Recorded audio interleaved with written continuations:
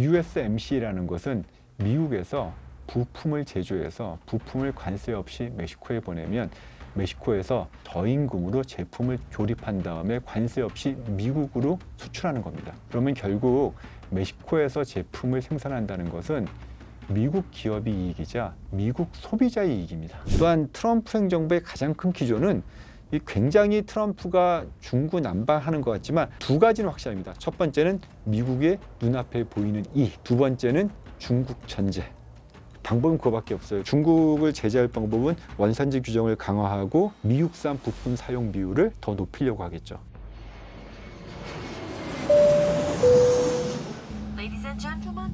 특별한 경제여행, 세계 경제여행. 오늘은 라틴 아메리카로 떠나보겠습니다. 저는 이번 여행을 함께할 이재학입니다.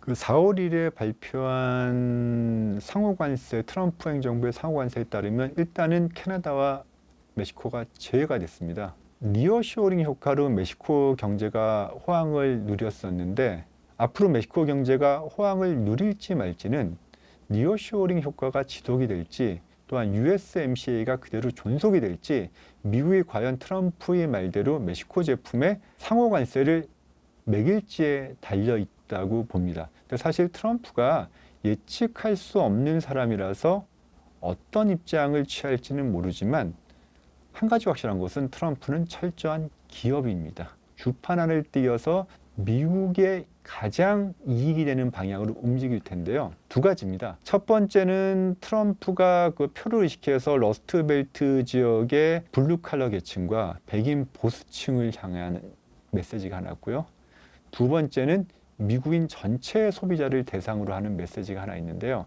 이 두 가지가 어떻게 보면 상충합니다. USMCA라는 것은 미국에서 부품을 제조해서 부품을 관세 없이 멕시코에 보내면 멕시코에서 저임금으로 제품을 조립한 다음에 관세 없이 미국으로 수출하는 겁니다. 그러면 결국 멕시코에서 제품을 생산한다는 것은 미국 기업이 이익이자 미국 소비자의 이익입니다. 만약에 멕시코에 상호관세를 부과한다면 미국의 기업들의 경쟁력이 약화될 수밖에 없고요. 미국 기업들이 생산하는 제품들의 가격이 오를 수밖에 없습니다.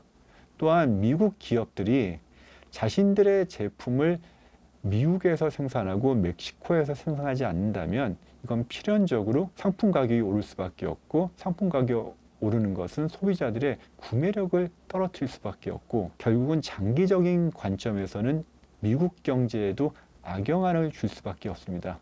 자, 이걸 생각했을 때 제가 봤을 때는 트럼프가 아무리 상호관세를 부과한다고 하더라도 USMCA는 유지될 거라고 보고요. 그런 전제하에서는 니어쇼링 효과가 많은 부정적인 전망에도 불구하고 유지될 수밖에 없을 거라고 봅니다. 왜냐하면 그 트럼프는 자동차나 반도체나 많은 제품들을 미국 내에서 생산하라고 압박을 가하고 있는데요. 사실은 자동차 같은 제품들을 미국에서 생산하더라도 과연 일자리가 그만큼 늘지는 의문입니다. 현대차 같은 경우만 해도 벌써 상당수 자동화를 이뤘고요. 이미 자동화로 상당수 돼 있기 때문에 공장이 는다고 해서 그만큼 일자리가 이전처럼 늘지는 않을 겁니다. 또한 미국 노동자들의 임금과 멕시코 노동자들의 임금이 굉장한 차이가 나기 때문에 결국은 멕시코에 상호관세를 부과한다는 건 그 부담을 미국 소비자한테 전가한다는 거기 때문에 트럼프가 이걸 모를 리가 없고 결국은 제가 봤을 때는 멕시코에 상호관세를 부과하기보다는 USMCA를 이전에 나프타 1, 2개 트럼프 때 나프타를 좀 더 미국에 유리한 조건인 USMCA를 개정했듯이 이번에도 좀 더 미국에 유리한 조건으로 USMCA로 개정할 것으로 보입니다.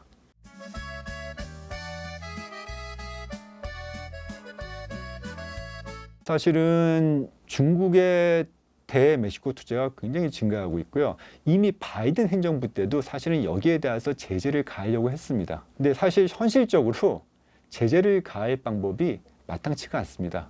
그래서 제재를 가한다고 말만 하고 트럼프가 대선에서 이기면서 흐지부지 됐었는데 트럼프가 과연 멕시코에 투자하는 중국 기업들의 제재를 가할 수 있자 방법은 찾을 수 있겠지만 현실적인 방법이 어떨지는 잘 모르겠습니다. 쉽지는 않을 겁니다. 하지만 방법은 미국은 계속 찾겠죠. 이게 현실적인 대안이 되냐 안 되냐에 따라서 유권자한테 던지는 메시지가 있거든요. 또한 트럼프 행정부의 가장 큰 기조는 이 굉장히 트럼프가 중구난방하는 것 같지만 두 가지는 확실합니다. 첫 번째는 미국의 눈앞에 보이는 이, 두 번째는 중국 전제. 미국의 눈앞에 보이는 이익 위해서 아까 말씀드렸듯이 과연 USMCA가 폐기될까? 쉽지 않을 거고요. 미국의 이익이고 미국 소비자와 기업이 이익이기 때문에.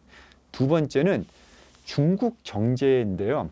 중국을 견제하려면 결국은 미국이 블록화될 수밖에 없습니다. 이미 세계 경제가 블록화되고 있고요. 미국은 캐나다와 멕시코와 어쨌거나 블록을 형성할 수밖에 없는 상황입니다. 중국이 멕시코에 계속 투자하고 생산법인을 만들고 있는데요. 여기에 대한 제재를 할까? 제재를 하려고 하겠죠. 중국에 제재를 하면서 아마 USMCA를 개정한다면은 원산지 규정을 보다 엄격하게 제한하려고 할 겁니다. 멕시코에서 생산되는 제품들의 미국산 부품 비율을 더 높이려고 할 겁니다. 이미 나프타에서 USC 넘어올 때 미국산 제품 비율을 75%까지 높였거든요. 그걸 더 강화할 거예요. 방법은 그거밖에 없어요. 결국 중국을 제재할 방법은 원산지 규정을 강화하고 미국산 부품 사용 비율을 현재 75% 이상 사용하게 되는데 더 높이려고 하겠죠.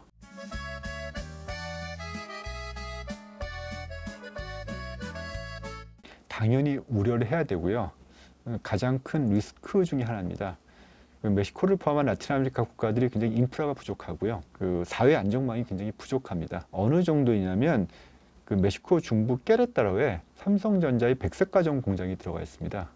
근데 중부에 있다 보니까 백색 가전 공장에서 미국 국경지대까지 거리가 꽤 되고요. 이게 트럭으로 운전하는데 중간에 강도를 만나서 도난 당하는 경우가 발생합니다. 최근에도 그렇습니다.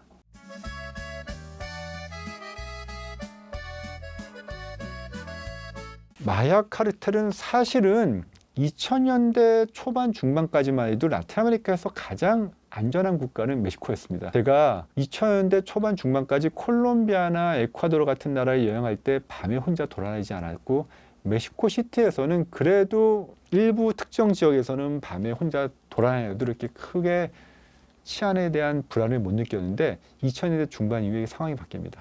그래서 멕시코 치안이 굉장히 안 좋아지게 됐는데 이건 풍선 효과입니다.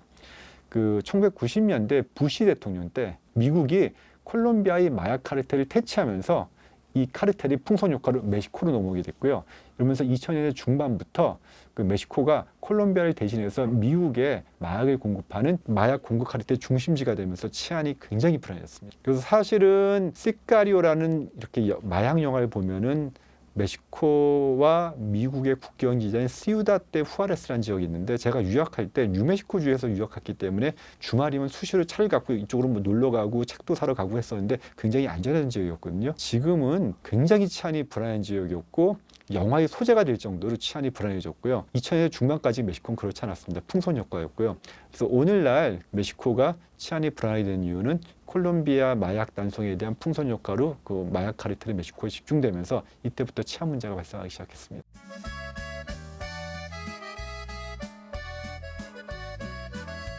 사실은 그렇죠. 남미의 다른 국가들을 빠지는 경향도 있습니다. 그리고 또 한 가지 셰인바움 대통령이 트럼프가 고기의 관세를 부과한다고 하니까 올해 2월에 선제적으로 어떻게 나왔냐면 미국과 멕시코의 국경에 1만 명의 국경수비를 배치해서 펜타닐 단속을 하고 중국에서 들어오는 펜타닐이 원료 중국에 들어와서 제조가 돼서 라틴 아메리카에서 미국에 수출되니까 국경지대 배치해서 우리가 단속하겠다. 그리고 미국 유권자들이 불만인 불법 유인자를 우리가 선제적인 차원에서 우리가 단속하겠다 해가지고 일단은 트럼프의 보복 관세를 예봉을 피하는 그리고 국민 지지가 높아지는 효과를 얻기는 했습니다. 근데 한 가지 마약 단속이 그렇게 쉽지는 않습니다.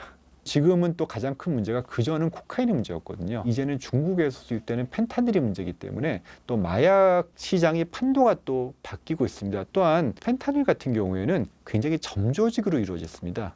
점조직이었기 때문에 사실은 멕시코 대통령이 선제적으로 국경에 단속반을 보내서 단속한다고 하지만 사실은 이게 선전 효과가 있을 뿐이지 실질적인 효과는 그렇게 거두기 쉽지 않을 거고요. 불법 이민자를 단속한다고 해도 그것도 실질적으로 쉽지는 않을 겁니다. 그래서 아무리 멕시코에 대해서 마약을 단속한다고 해도 과연 그게 실효성이 있을지는 의문점이고요. 미국에서 계속 수요가 있는 한은 마약은 계속 공급될 거고요. 닭이 먼저냐 계란이 먼저 날 건데 미국 측에선 공급이 없으면 수요도 없을 거는데 수요가 있기 때문에 또 공급이 있는 것도 사실이거든요. 이게 어마어마한 자본이 걸려 있기 때문에 이게 쉽지는 결코 않을 겁니다. 아마 제가 봤을 때는 불가능하다고 봅니다.